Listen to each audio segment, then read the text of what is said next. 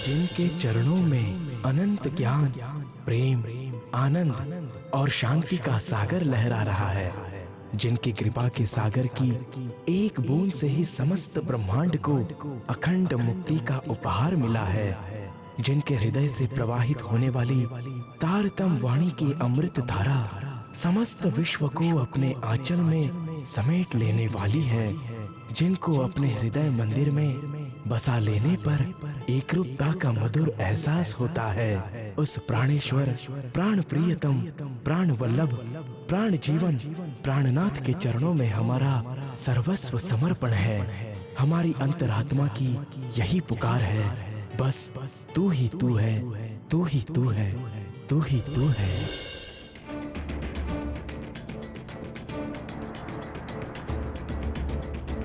और फिर छत्रसाल ने अपने साथियों के साथ सहरा के किले पर आक्रमण कर दिया।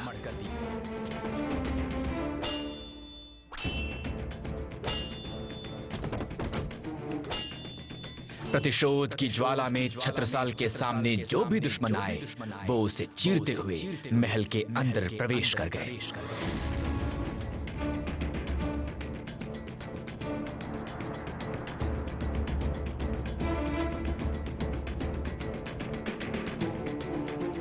देशद्रोही, विश्वासघाती, नीच, कहाँ छुपा है?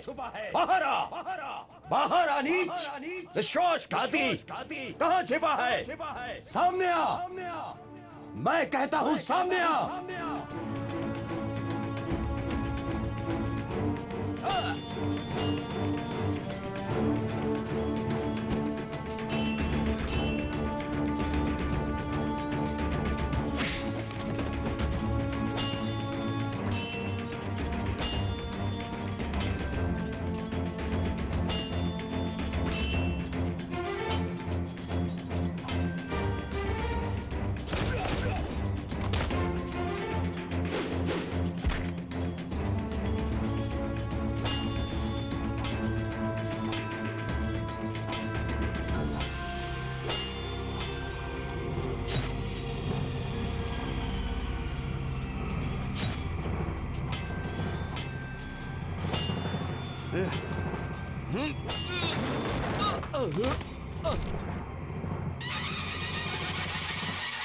मुझे माफ कर दो।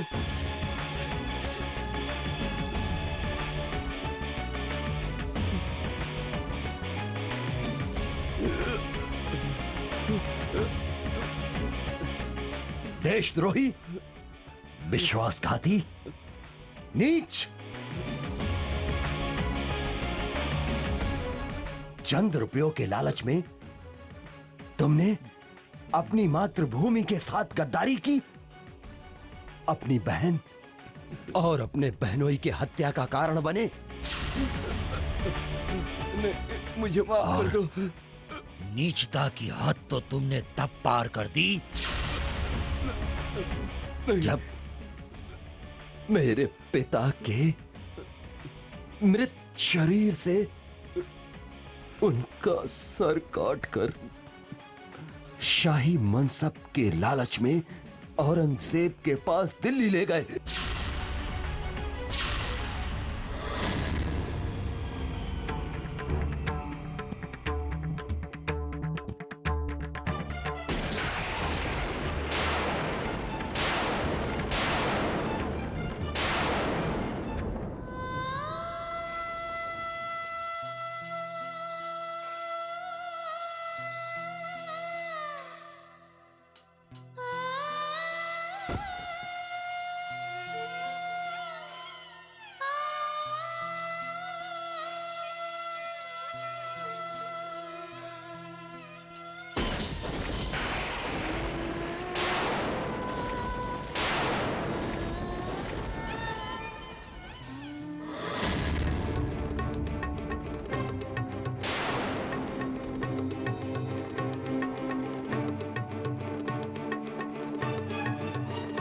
नहीं,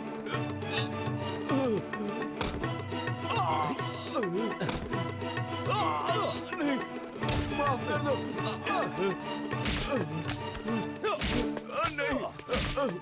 कर दो। आज तुम्हें विधर्मियों का साथ देने और देश के साथ गद्दारी करने की वो सजा मिलेगी कि भविष्य में कोई भी व्यक्ति विश्वासघात करने से पहले 100 बार सोचेगा, 100 बार। मुझे माफ कर दो, मुझे माफ कर दो।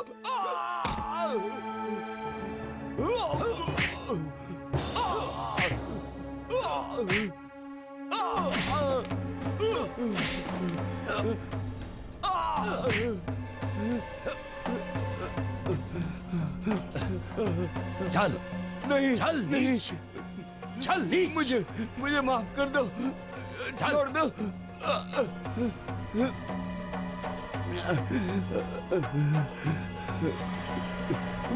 मुझे बचा ले, मुझे माफ कर दे। काका, आपने ऐसा नीच कर्म करके अपने राज्य और कुल का नाम बदनाम किया है।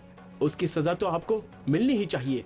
नहीं, मुझे माफ कर दे। मुझे बचा ले, देशद्रोही। बचा ले मुझे।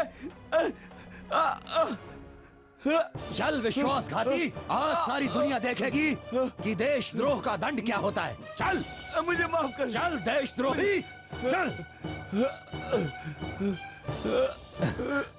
विश्वासघाती, विश्वासघाती, चल चल। गद्दार, आज तुझे नहीं छोड़ेंगे हम। मारो इसको, मार डालो इसे। चल विश्वासघाती। इसने विश्वासघात किया है, इसने हमारे राज्य के साथ गद्दारी की है।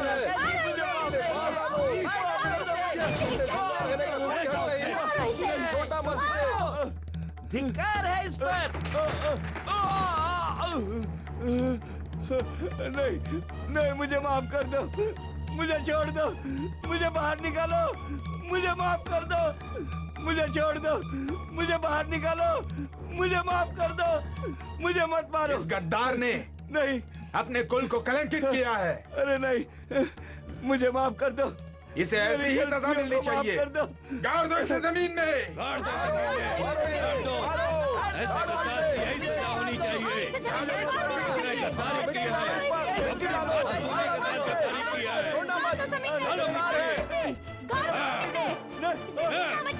गद्दार!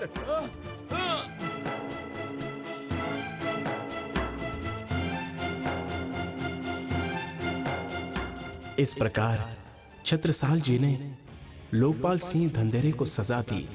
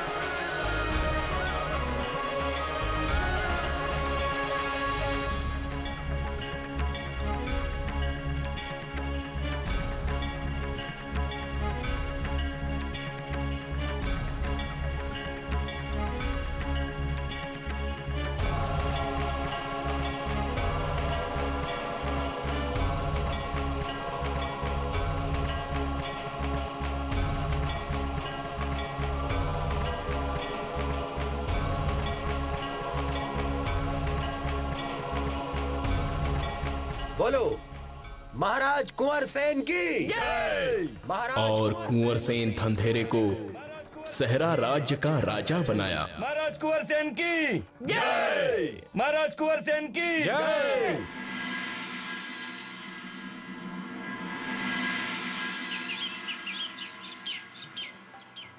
मित्रता की इस कड़ी में कुंवर सेन ने अपनी भतीजी दान कुंवरी से छत्रसाल जी का विवाह करा दिया।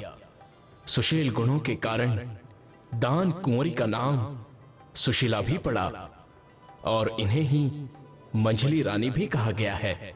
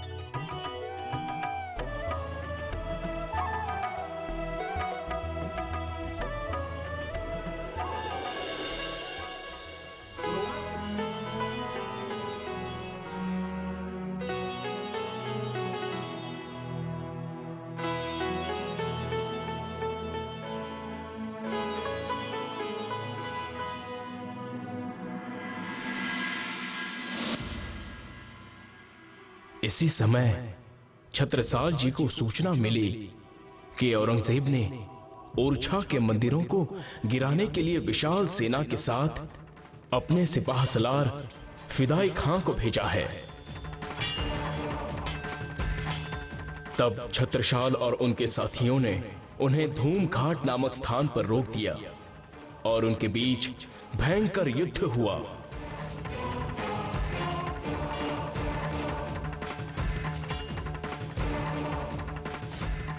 तीसरे दिन फिदाई खां बची खुची सेना लेकर भाग गया।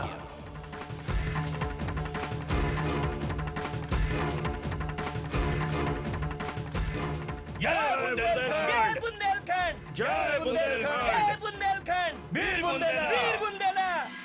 और तब से आज तक मुगलों से तथा देशद्रोही हिंदू राजाओं से उनके अनेकों युद्ध हुए और होते रहते हैं। साथ ही संवत 1728 के स्वप्न के बाद से वे आपका बड़ी बेसब्री से इंतजार कर रहे हैं। आपके आने का शुभ समाचार जब मैं उन्हें सुनाऊंगा तब वे बहुत प्रसन्न होंगे।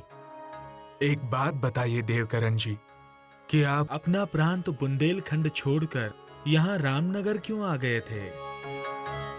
जी मैं अपने घर वालों से किसी बात पर नाराज होकर यहाँ आ गया था। फिर तब से मैं यहीं रह गया। कामकाज के कारण मैं वापस जा ही नहीं पाया। आपका नाराज होना तो यहाँ आने का मात्र एक बहाना था।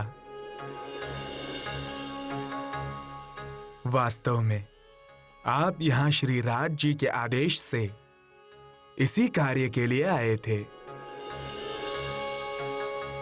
ताकि आपके माध्यम से मेरी सूचना छत्रसाल जी तक पहुंच सके। मैंने बहुत से बड़े बड़े राणा एवं राजाओं को देखा है, किंतु ब्रह्म सृष्टि के रहनी शोभा के योग्य कोई भी न मिला। अब मैं पूरे विश्वास के साथ कह सकता हूं कि छत्रसाल जी सत्य ज्ञान एवं धर्म के मार्ग पर अवश्य कदम बढ़ाएंगे, क्योंकि इनके अंदर परम धाम की साकुंडल सखी की आत्मा है। ये जानकर बहुत खुशी हो रही है और काका छत्रसाल जी से मिलकर उन्हें ये शुभ सूचना देने के लिए मैं बहुत बेचैन हो रहा हूं। कृपया मुझे मऊ सिहानिया जाने की आज्ञा दे।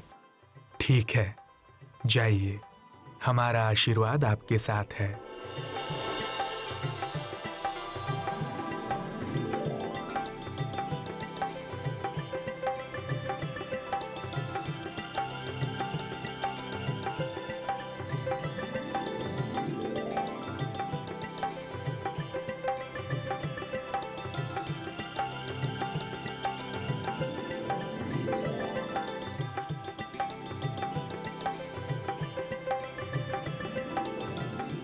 लालदास जी, अब हमें भी यहाँ से अग्रिय चलने की तैयारी कर लेनी चाहिए। जैसी आपकी आज्ञा प्राणनाथ जी। सुनियो दुनिया आखिरी भाग बड़े हैं तुम, जो कबू कानो ना सुनी सो करो दीदार खसम, करो दीदार खसम।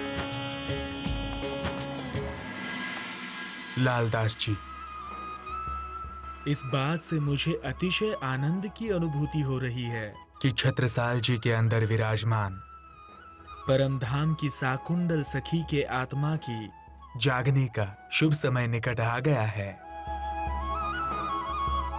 जिसकी हमें बहुत समय से प्रतीक्षा थी। जी प्राणनाथ जी, इस बात से हम भी बहुत उत्साहित हैं। लालदास जी, किंतु देवकरण जी अभी नए सुंदर साथ हैं। हो सकता है वो छत्रसाल जी को ठीक तरह से समझा ना पाए, इसलिए उन्हें समझाने के लिए आप भी मऊ जाएं और साथ में उत्तम दास, गोविंद दास और जीवन दास जी को भी साथ ले जाएं। जैसी आपकी आज्ञा प्राणनाथ जी, हम भोर होते ही यहाँ से प्रस्थान कर देंगे।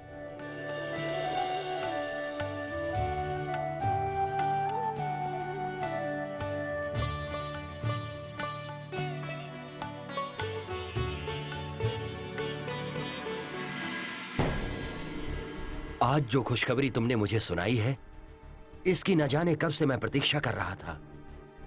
हर पल, हर दिन मेरे मन में यही विचार उठता रहता था कि वो निष्कलंक बुद्ध स्वरूप अक्षरातीत के दर्शन मुझे कब होंगे। किंतु क्या वे सही में बुद्ध निष्कलंक स्वरूप हैं? तुमने उन्हें कैसे पहचाना? जी काका जी, वे निश्चित रूप से बुद्ध निष्कलंक स्वरूप अक्षरातीत परब्रह्म हैं। वेदादि सभी धर्म ग्रंथों के अनसुलझे रहस्यों को तारतम ज्ञान के द्वारा वे बहुत ही सहजता से स्पष्ट कर देते हैं। अक्षर अक्षर से परे अक्षरातीत परब्रह्म कौन है, हम कौन हैं, हमारी आत्मा का निज स्वरूप क्या है, हम कहां से आए हैं, हमारी आत्मा का निज घर कहां है, आदि सारी रहस्यमयी बातें वो बताते हैं। वे प्राणों के नाथ श्री जी साहिब अपनी आत्माओं को जगाने के लिए ही जगह जगह भ्रमण कर रहे हैं।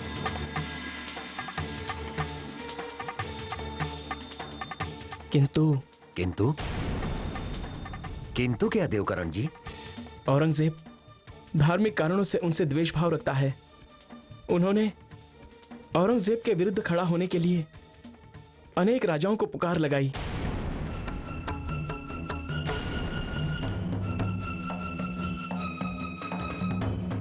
किंतु इसके लिए कोई तैयार नहीं हुआ।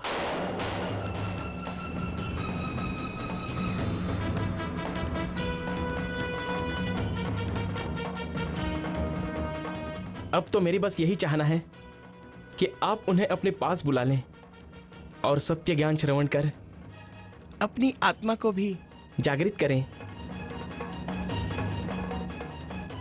सत्य ज्ञान के प्रचार में भी सहयोग करें। हो मेरी आत्मा तुम चलो अगम के पार, अगम पार, अपार पार, तहाँ है तेरा करार। तू देख निज दरबार अपनो सूरत यही संभार। तू देख निज दरबार अपनो सूरत यही संभार।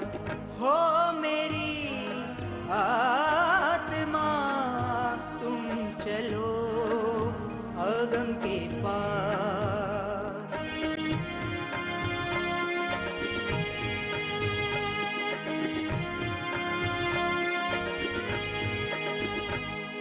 कहाँ देखे इन खेल में, ये तो पड़ो है सब प्रतिबिंब, प्रपंच पांचों तत्व मिल, सब खेलत सूरत के संग।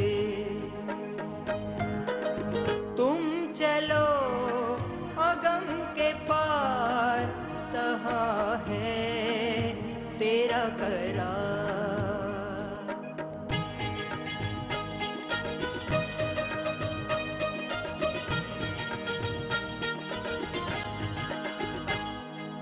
ऐ भरम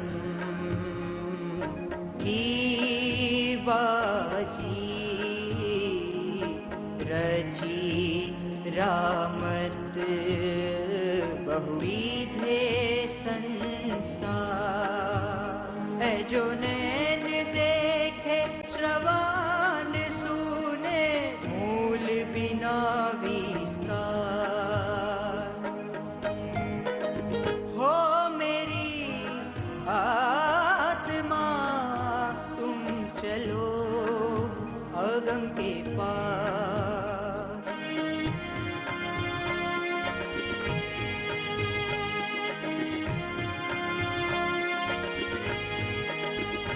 तू देख नाटक नीमक को, अब करे कहाँ विचार। पाँव पल में उलांग ले ब्रह्मांड शून्य निराकार। हो मेरी आत्मा तुम चलो अगम के पार।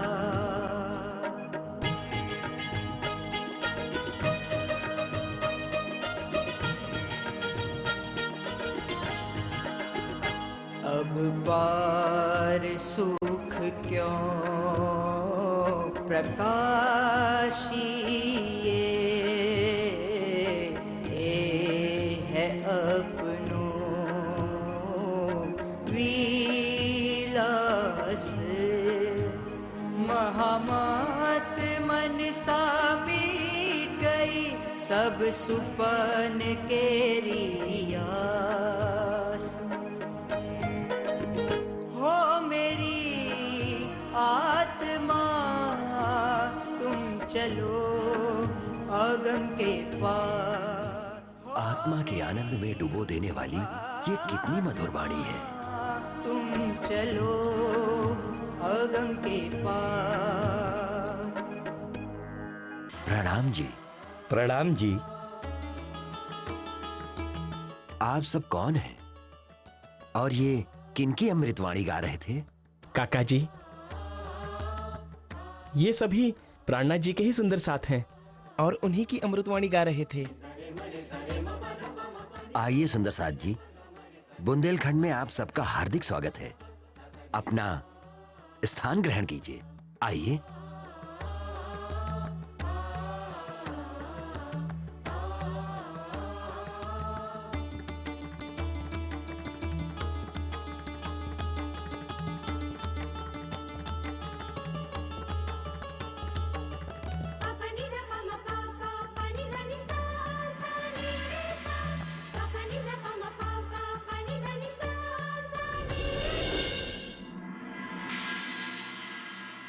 आप सब ठीक समय में आए हैं।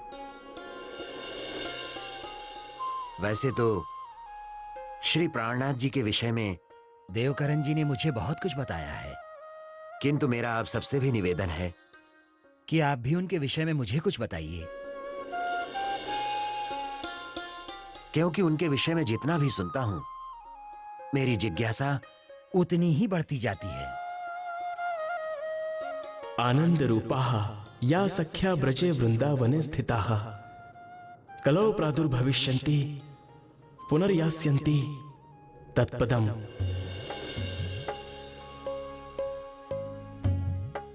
अर्थात आनंद रूपा जो सखियां ब्रज में तथा वृंदावन में थी, वे कलयुग में पुनः प्रकट होंगी। तब प्रियतम परब्रह्म की आवेश शक्ति ब्रह्मात्माओं को जागृत करने के लिए तथा संपूर्ण प्राणियों को अखंड मोक्ष देने के लिए भारतवर्ष में प्रकट होगी। तब वे आत्माएं जागृत होकर पुनः अपने धाम को जाएंगी। निश्चित रूप से वे ही बुद्ध निष्कलंक स्वरूप अक्षरातीत हैं। अब देर किए बिना उन्हें पन्ना आने के लिए आमंत्रित करना होगा, ताकि मुझे उनका दर्शन लाभ शीघ्र प्राप्त हो सके।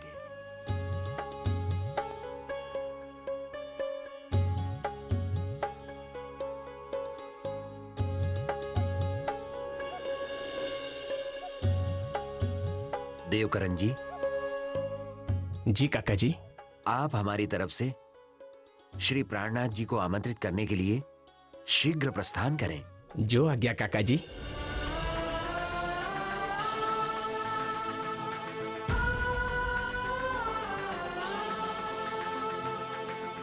सुंदर साथ जी, मेरा आप सबसे निवेदन है, आप सब भी मेरी तरफ से देवकरण के साथ जाइए और श्री प्राणनाथ जी एवं उनके समस्त सुंदर साथ जी को सम्मान के साथ पन्ना ले आइए। वहां अगवानी एवं स्वागत करने मैं स्वयं आऊंगा।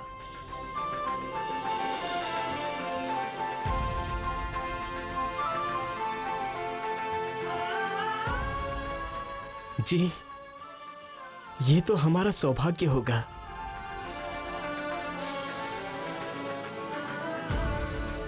प्रणाम।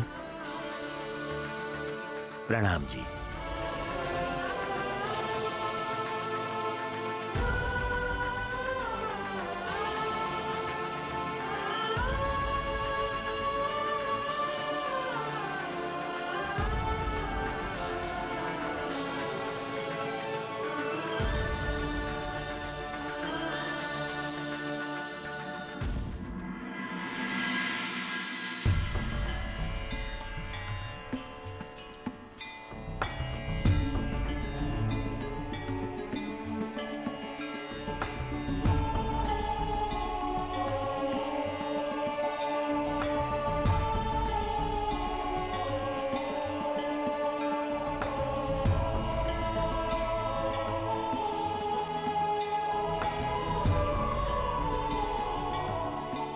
काका छत्रसाल जी, आपकी बातें सुनकर बहुत प्रसन्न हुए और आपके दर्शन की अभिलाषा करते हुए उन्होंने हमें अपने प्रतिनिधि के रूप में आपको और समस्त सुंदर साथ को आमंत्रित करने भेजा है।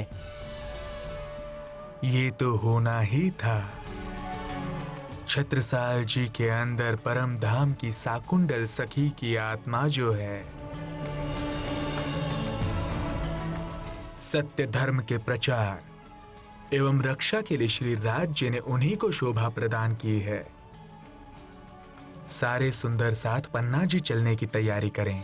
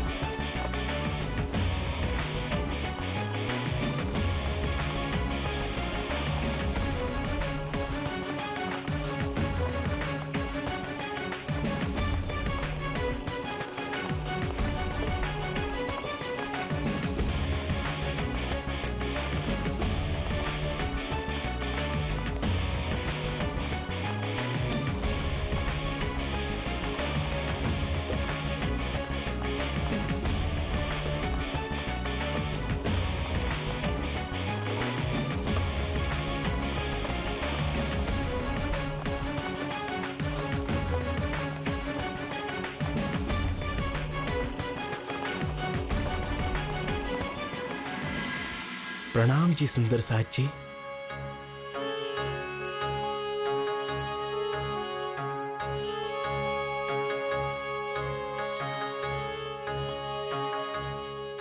इस प्रकार श्री प्राणनाथ जी लगभग 5000 सुंदर साथ के साथ पन्ना जी पहुंचते हैं। वहां किलकिला नदी के किनारे अमराई घाट पर सब अपना डेरा डालते हैं।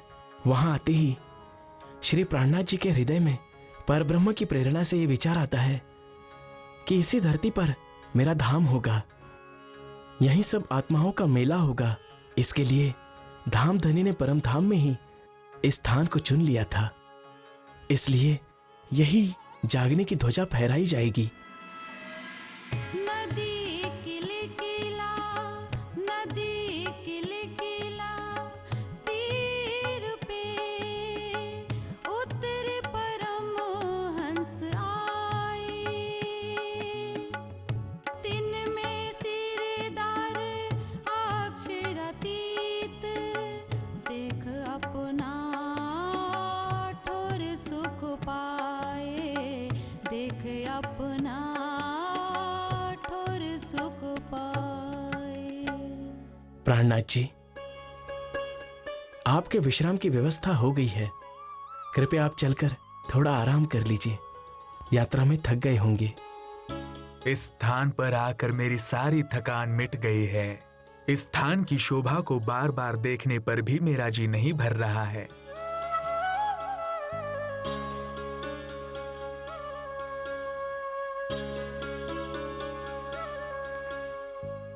वैसे तो पहले भी हम ऐसे कई सुरम्य स्थानों पर गए हैं, किंतु मैंने आपको इतना आनंदित और अभिभूत पहले कभी नहीं देखा।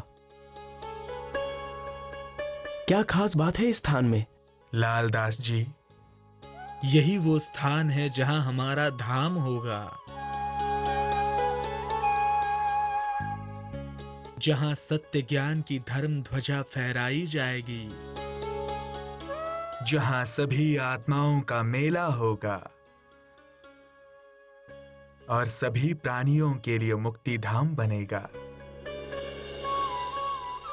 ये बात आज निश्चित नहीं हुई है, बल्कि परम धाम में ही इस खेल में आने से पहले ही श्री राज जी ने इस स्थान को अपने दिल में ले लिया था। ओह, तो ये बात है जिसके कारण आप इतने प्रसन्न दिखाई दे रहे हैं। मैं भी आज इस रहस्य को जानकर स्वयं को धन्य महसूस कर रहा हूं।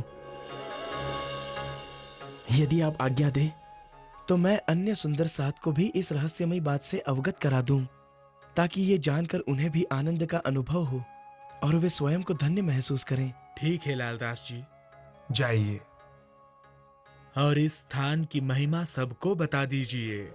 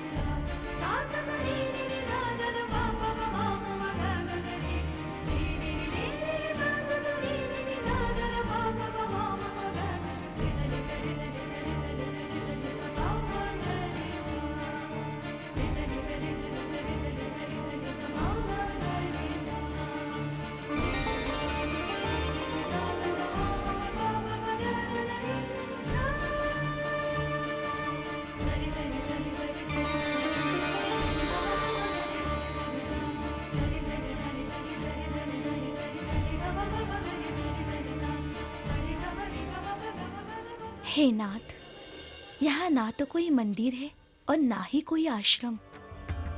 फिर यहाँ की धरती को आप नमन क्यों कर रहे हैं? आखिर क्या विशेष बात है इस स्थान में? प्रिय, भले ही अभी यहाँ कुछ विशेष नहीं है, किंतु आने वाले 28वें कलयुग में जब अक्षरातीत पार ब्रह्म इस संसार में अपनी आत्माओं के साथ प्रकट होंगे, तब वे इसी स्थान को अपना धाम बनाएंगे और यहीं पर ब्रह्म ज्ञान की ध्वजा फहराएंगे। उसी ब्रह्म ज्ञान के द्वारा समस्त संसार को अखंड मोक्ष प्राप्त होगा। तो फिर इस मोक्षदायिनी धरती को हम भी प्रणाम करते हैं।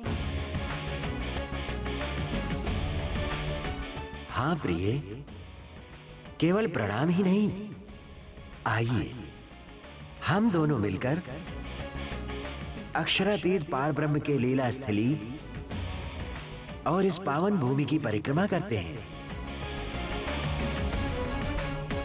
पद्मावती केन शरदे विद्या पृष्ठे विराजितः इंद्रावती नाम सा देवी भविष्यन्ति कलो युगे।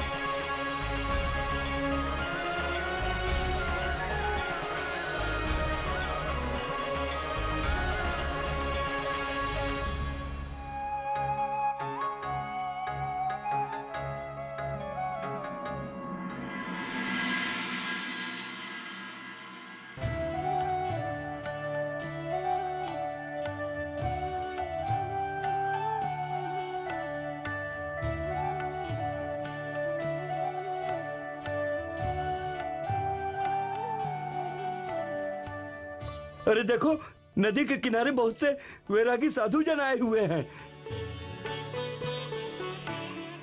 कहीं ऐसा ना हो कि वे नदी का विषैला जल पी लें। हमें शीघ्र वहां जाकर उन्हें बताना होगा। कहीं गलती से उन्होंने उस नदी का जरा सा भी जल पी लिया तो अन्य प्राणियों के समान तड़प तड़प कर उनके प्राण भी निकल जाएंगे। हाँ, जल्दी चलो, साथ ही उनका दर्शन लाभ भी हो जाएगा। ठीक है, जल्दी चलो। बाबा जी ठहरिए। बाबा जी, इस नदी का जल मत पीजिए। बाबा जी ठहरिए, इस नदी का जल मत पीजिए। हे साधु जनों, इस नदी का जल नहीं पीना, यह अत्यंत विषैला है।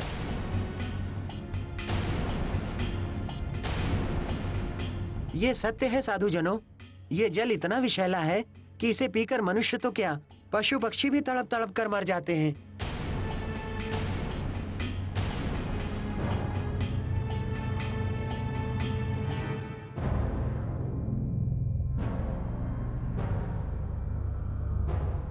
आप लोग चिंता ना करें, जिनके दर्शन मात्र से माया का विष दूर हो जाता है, जिनकी चरण धूलि के प्रताप से ये सारा संसार अखंड मोक्ष को प्राप्त करेगा, उन अक्षरातीत प्राणों के नाथ श्रीजी साहिब जी के होते हुए इस नदी में विष कहां से ठहरेगा? इनकी चरणामृत की एक बूंद ही इस नदी का विष समाप्त करने के लिए पर्याप्त है।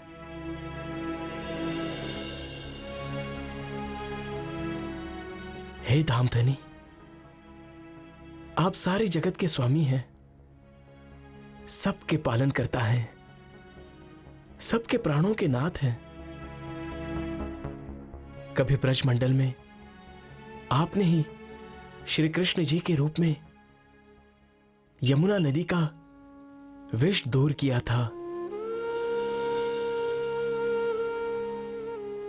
अब जागनी के ब्रह्मांड में भी इस किलकिला नदी का विष दूर करने के लिए अपना चरणामृत प्रदान करने की कृपा करें।